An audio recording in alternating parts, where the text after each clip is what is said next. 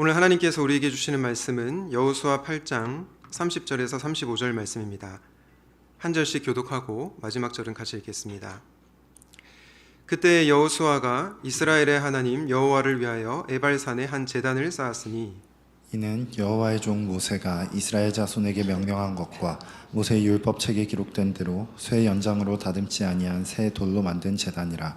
우리가 여호와께 번제물과 화목제물을 그 위에 드렸으며 여호수아가 거기서 모세가 기록한 율법을 이스라엘 자손의 목전에서 그 돌에 기록하매 온 이스라엘과 그 장로들과 관리들과 재판장들과 본토인뿐 아니라 이방인까지 여호와의 언약궤를 맨 레위 사람 제사장들 앞에서 궤의 좌우에 서되 절반은 그리심산 앞에 절반은 에발산 앞에 섰으니 이는 전에 여호와의 종 모세가 이스라엘 백성에게 축복하라고 명령한 대로 함이라.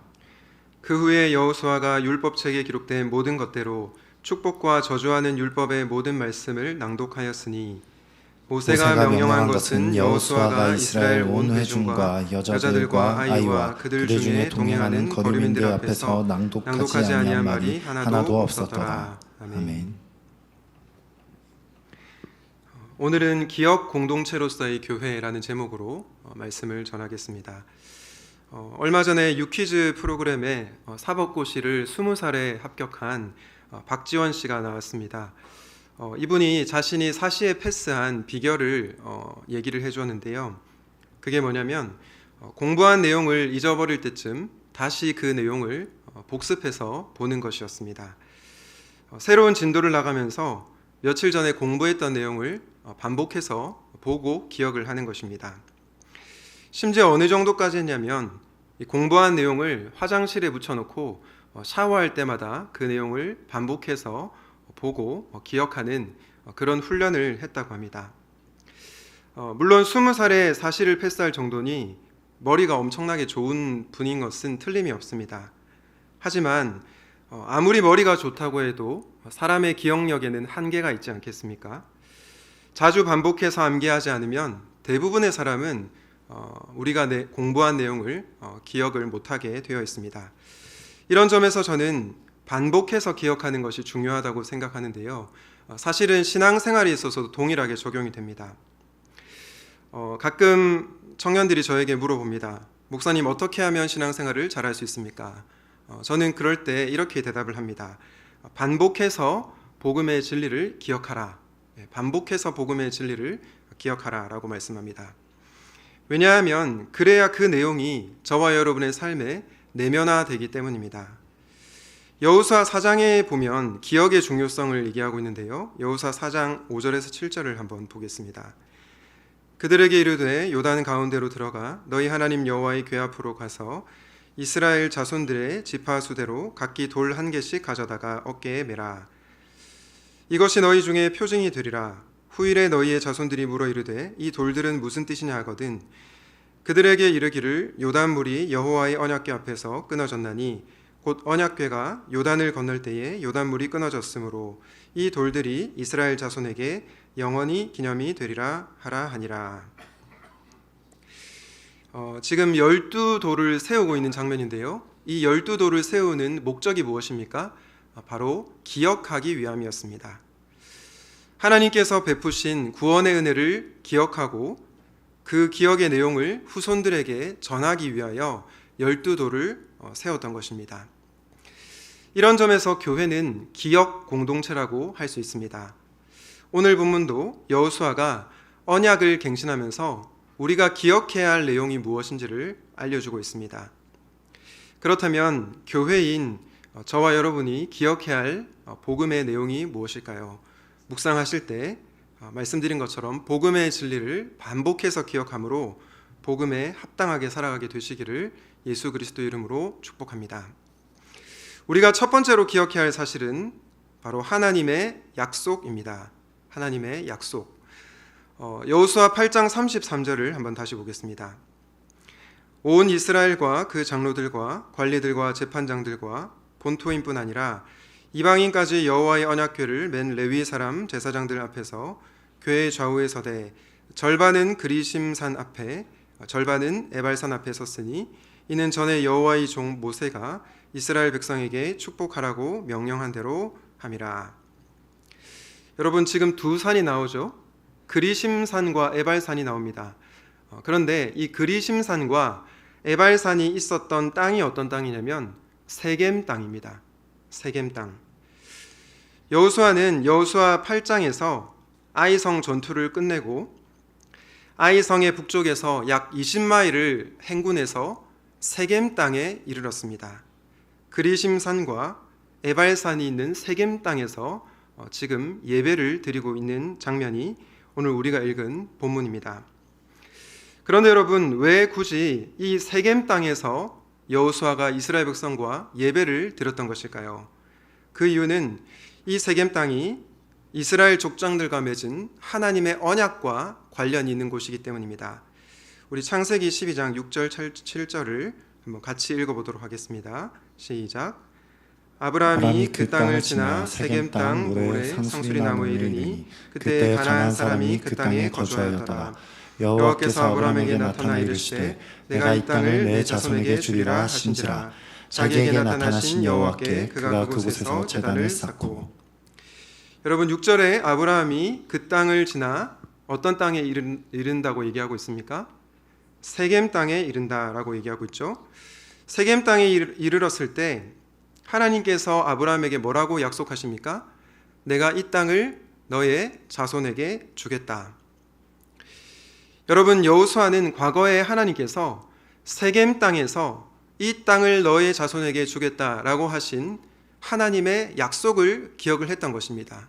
그래서 지금 세겜 땅에 가서 예배를 드렸던 것입니다. 이렇게 여호수아는 하나님의 약속을 기억하는 모습을 보여주고 있습니다. 그런데 여러분, 도대체 하나님의 약속이 무엇일까요? 설교 시간에 하나님의 약속을 믿어야 한다, 하나님의 약속이 중요하다라고 말은 하는데 도대체 하나님의 약속이 무엇입니까? 라고 물어볼 때 선뜻 대답하기가 어려운 우리의 모습을 보게 됩니다. 우선은 하나님의 약속이 아닌 것을 한번 생각해 보면 좋겠습니다. 하나님의 약속이 아닌 것 중에 뭐가 있을까요? 대표적으로 내가 원하는 소원이 있습니다. 내가 원하는 소원. 예를 들어서 학점을 잘 받고 취업이 잘 되고 돈을 많이 벌고 아무 걱정 근심 없이 사는 것이 저와 여러분의 소원이지 않습니까? 그런데 이 소원과 하나님의 약속이 같다라고 생각을 해서는 안 된다는 것입니다. 팀켈러 목사님은 이런 소원이 우리의 우상이 될 수 있다라고 얘기를 합니다. 물론 하나님께서 우리를 사랑하시기 때문에 저와 여러분의 소원을 들어주실 때가 있습니다. 좋은 학점도 주시고 좋은 직장에 들어가게 하시고 돈도 많이 벌게 하시고 또 우리의 삶을 형통하게 만들어 주시는 분이 우리 하나님이십니다. 그런데 그렇게 안 될 때도 있다라는 것입니다. 그럼에도 불구하고 우리는 내 소원을 하나님의 약속이라고 굳게 믿기 때문에 우리는 신앙생활을 하면서 실망할 때가 덜어 있다는 것입니다. 필립 얀시라고 하는 작가가 있는데요. 이분이 하나님 당신께 실망했습니다 라는 책에서 이런 말을 했습니다. 하나님께서 약속하시지 않은 것, 즉 이생의 고통과 슬픔으로부터 나를 지켜줄 것으로 생각하기 때문에 실망한다. 여러분, 좀 공감이 되십니까? 우리가 실망하고 낙심하는 이유가 무엇입니까? 하나님의 약속이 이루어지지 않아서가 아닙니다. 바로 내가 원하는 것을 하나님이 들어주지 않아서 실망할 때가 있다라는 것입니다. 지금까지 저는 하나님의 약속이 아닌 것이 무엇인지를 생각을 해봤는데요. 그렇다면 도대체 하나님의 약속이 무엇입니까? 사실은 성경에 하나님의 약속이 정말 많이 나오는데 제가 기도하고 묵상하던 중에 로마서 말씀이 떠올랐습니다. 대표적인 하나님의 약속인데요. 로마서 8장 28절 같이 읽도록 하겠습니다. 시작. 우리가 알거니와 하나님을 사랑하는 자 곧 그의 뜻대로 부르심을 입은 자들에게는 모든 것이 합력하여 선을 이루느니라. 여러분, 이 말씀을 잘 한번 봅시다. 모든 것이 합력하여 선을 이루시는 분이 바로 하나님이신데 누구에게 그것을 이루어 주십니까? 하나님을 사랑하는 자에게 이루어 주신다는 것입니다. 다시 말해서 하나님을 전혀 사랑하지 않고 내 소원만 아뢰는 사람에게 모든 것이 합력하여 선이 이루어지지 않는다라는 것입니다.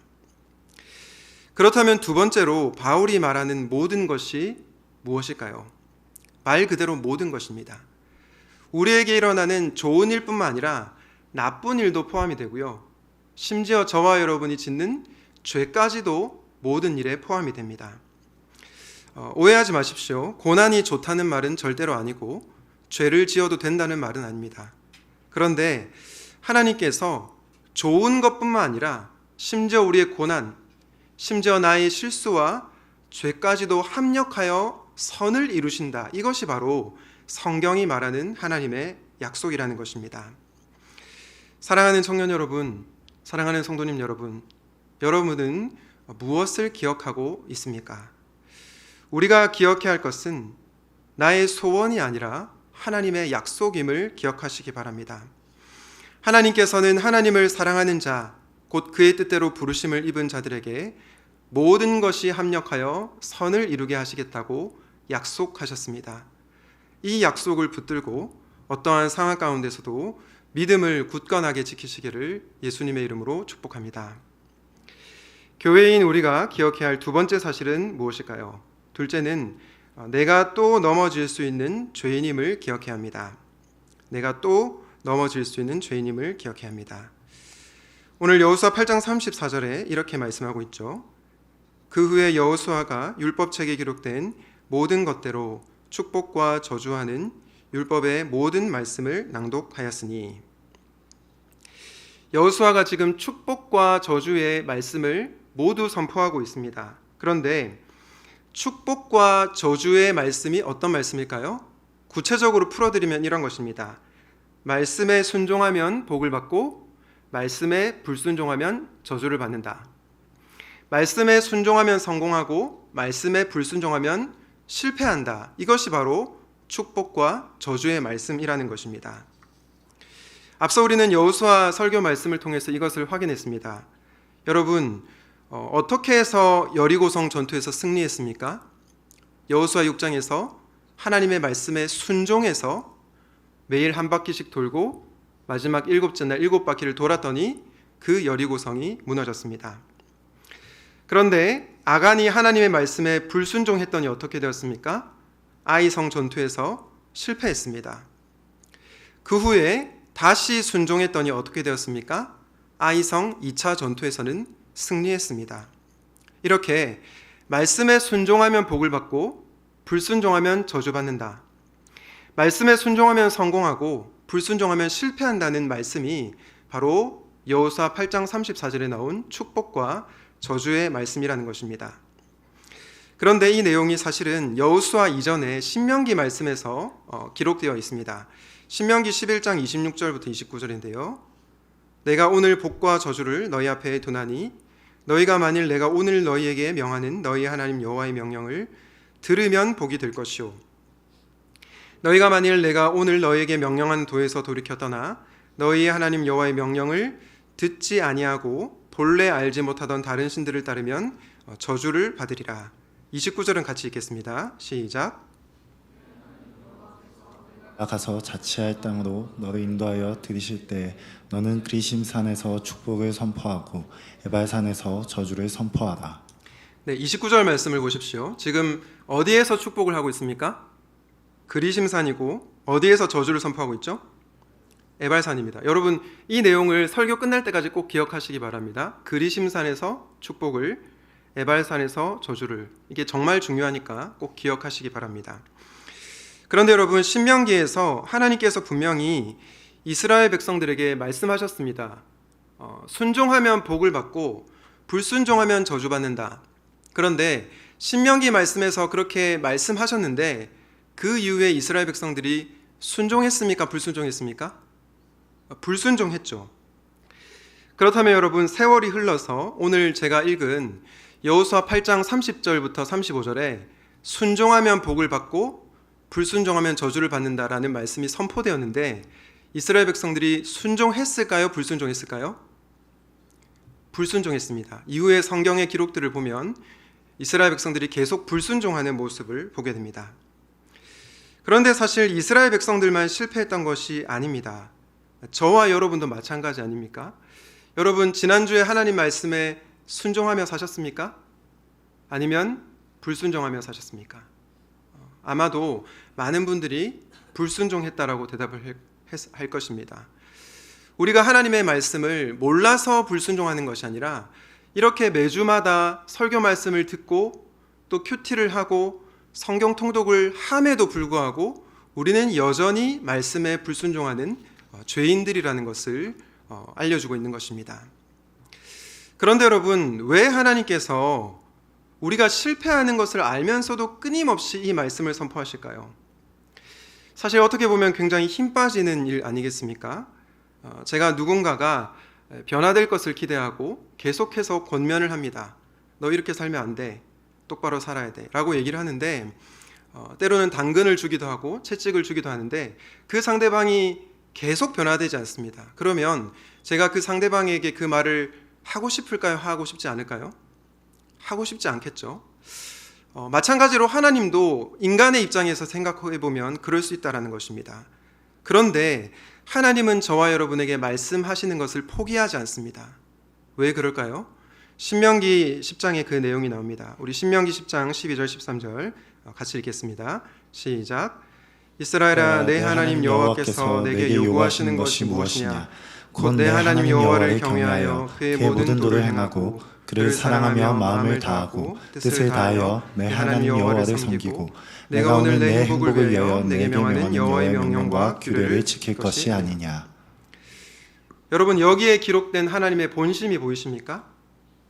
우리를 향한 하나님의 사랑이 느껴지십니까? 왜 하나님께서 우리가 끊임없이 불순종함에도 불구하고 끊임없이 말씀하시는 것일까요? 그것은 저와 여러분의 행복을 위해서라는 것입니다. 축복뿐만 아니라 저주의 말씀도 저와 여러분이 죽지 않으면 좋겠다. 저와 여러분에게 생명을 주기 위해서 끊임없이 말씀하신다는 것입니다. 그럼에도 불구하고 우리는 이 하나님의 본심을 잊어버린 채 불순종할 때가 너무나 많다라는 것입니다. 여러분, 제가 제일 좋아하는 음식이 두 가지인데요. 바로 라면과 콜라입니다. 그런데 제가 틈만 나면 라면과 콜라를 먹으니까 저희 아내가 걱정을 많이 합니다. 그래서 저는 저희 아내의 걱정을 끼치지 않기 위해서 집에 들어가기 전에 집 앞에 편의점에서 가끔씩 라면과 콜라를 먹고 들어갈 때가 있습니다. 그러다가 한번 저희 아내에게 걸린 적이 있습니다. 저희 아내가 이렇게 말했습니다. 여보, 내가 몇 번이나 라면 콜라 먹지 말라고 했어. 정말 죽고 싶어? 죽고 싶으면 마음대로 해. 네, 이 내용을 설교 시간에 하지 말라고 했는데 네, 어쨌든 했습니다. 네. 여러분, 죽고 싶으면 마음대로 해라고 했는데 이 말에 제가 어떻게 반응해야 될까요? 고마워 여보. 마음대로 하라고 했으니까 이제부터 라면과 콜라를 계속 먹을게 라고 하면 인간이 아니죠. 네, 멈춰야 됩니다. 적어도 저희 아내의 본심에 저를 향한 사랑이 있는 것을 아는 인간이라면 멈춰야 됩니다. 그런데 저는 아내가 저를 사랑해서 그런 말을 하는 걸 알면서도 또 시간이 지나면 라면과 콜라를 먹습니다. 제 건강에 안 좋고 제가 죽을 수도 있다는 걸 알면서도 또 저는 라면과 콜라를 먹습니다. 여러분, 저는 어떤 존재입니까? 또 넘어지는 죄인입니다. 라면과 콜라를 먹으면 건강에 좋지 않다는 것을 알면서도 저의 아내가 너무 상처받고 또 싫어하는 걸 알면서도 또 넘어지는 죄인이라는 것입니다. 그런데 여러분, 제 아내가 만약에 아무런 말도 하지 않고 있으면 어떻게 될까요? 저는 제 마음대로 살아갈 것입니다. 계속 잘하고 있다고 칭찬만 하면 저는 몸에 좋지 않은 음식을 계속 먹으면서도 제가 잘못됐는지를 깨닫지 못할 것입니다. 저희 아내가 한 번씩 라면과 콜라를 계속 먹으면 죽는다는 저주의 말씀을 하니까 제가 정신을 차리는 것입니다. 여러분, 하나님과 우리의 관계도 마찬가지입니다. 하나님께서 저와 여러분을 정말 사랑하신다고 하는데 왜 축복의 말씀뿐만 아니라 저주의 말씀을 선포하실까요? 그것은 저와 여러분이 죽는 것을 원하지 않기 때문입니다. 어떤 부모가 빨간불에 횡단보도를 건너는 어린 자녀를 향해서 네 마음대로 하라고 하겠습니까?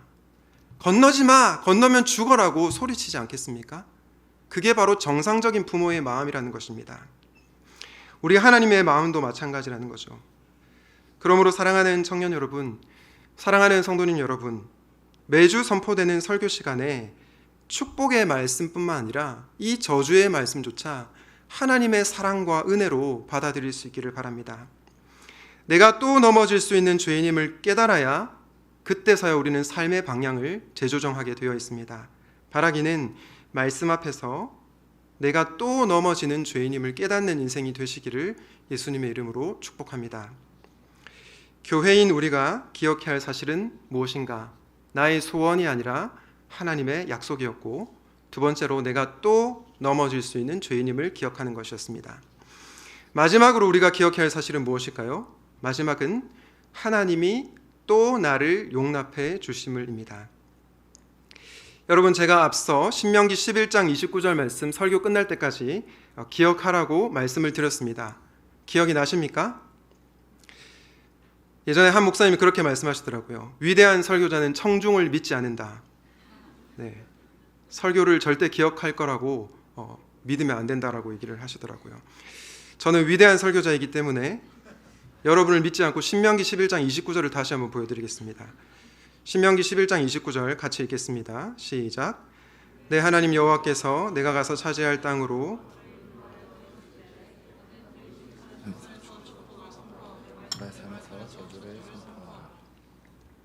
어디에서 축복을 선포하고 있습니까?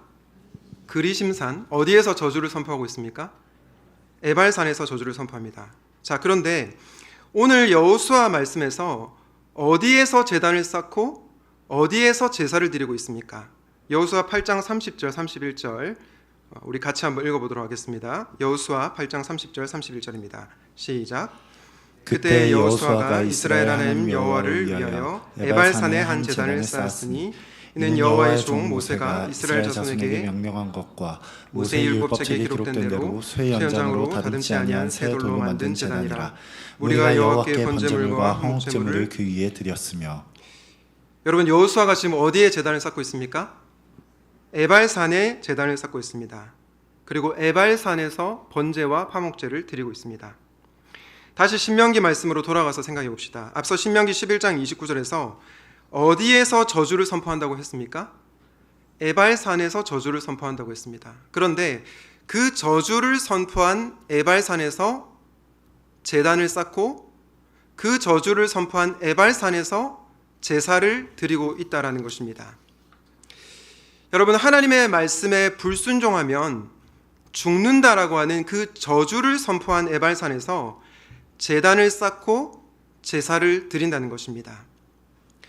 여러분, 왜 축복을 선포한 그리심산이 아니라 저주를 선포한 에발산에서 제단을 쌓았을까요? 왜 거기서 제사, 오늘날로 치면 예배를 드린 것일까요?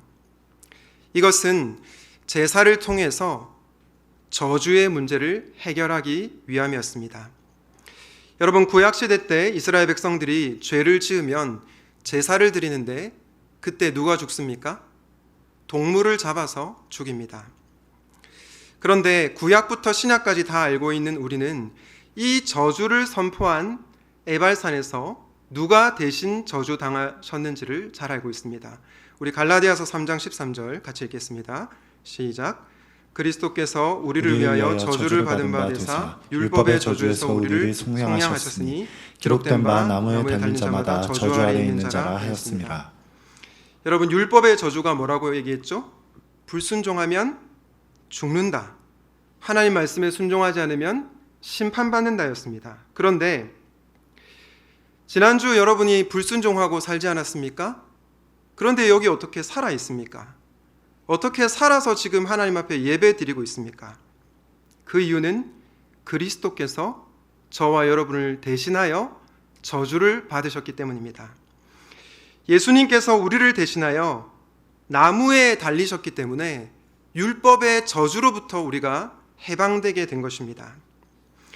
우리가 지난주도 불순종하며 살았지만 오늘 이렇게 예배의 시간에 하나님 앞에 나아갈 수 있는 이유는 예수 그리스도께서 저와 여러분을 대신하여 저주를 받으셨기 때문입니다.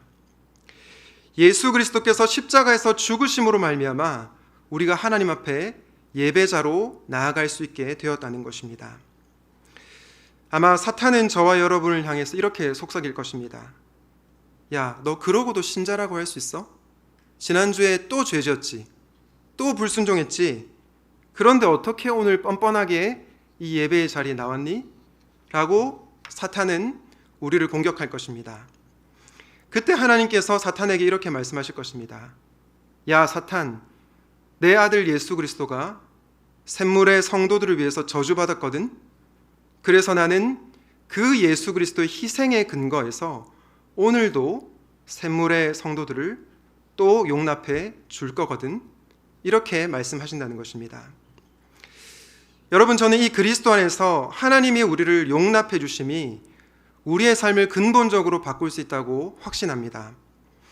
하나님의 약속을 신뢰하지 못하고 내 소원만 이루어 달라고 떼쓰는 어린아이와 같은 저와 여러분을, 잘못된 걸 알면서도 또 넘어지는 죄인인 나를 그리스도 안에서 하나님이 또 용납해 주신다는 그 복음이 우리의 삶을 변화시킨다라는 것입니다. 그러므로 사랑하는 여러분, 우리가 매주 들어야 할 복음의 메시지가 이것입니다. 하나님이 예수 그리스도 안에서 죄인인 나를 또 용납하신다. 부디 바라기는 하나님이 죄인인 나를 또 용납해 주신다는 이 복음이 저와 여러분의 삶을 거룩하게 만들어가는 동기가 되시기를 예수님의 이름으로 축복합니다. 말씀을 맺겠습니다. 오늘은 기억 공동체로서의 교회라는 제목으로 말씀 전했습니다. 설교 초두에 언급한 것처럼 신앙생활에 있어서도 반복해서 기억하는 것이 중요합니다. 특별히 복음의 진리를 우리는 반복해서 기억해야 합니다. 무엇을 기억해야 합니까? 내 소원이 아니라 모든 것을 합력하여 선을 이루신다는 하나님의 약속을 기억해야 합니다. 비록 지금 당장 내 뜻대로 내 소원대로 삶이 흘러가지 않는다 하더라도 하나님을 사랑하는 자는 반드시 하나님께서 모든 것을 합력하여 선을 이루신다는 그 약속을 기억해야 하는 것입니다. 또한 나를 사랑하시는 하나님의 본심을 알면서도 또 넘어지는 죄인임을 기억해야 합니다. 축복과 저주의 말씀을 반복해서 들으면서 내가 또 넘어지는 연약한 인생이구나라는 것을 인정해야 하는 것입니다. 무엇보다 그런 나를 하나님께서 예수 그리스도 안에서 또 용납해 주신다는 이 복음의 진리를 기억해야 합니다.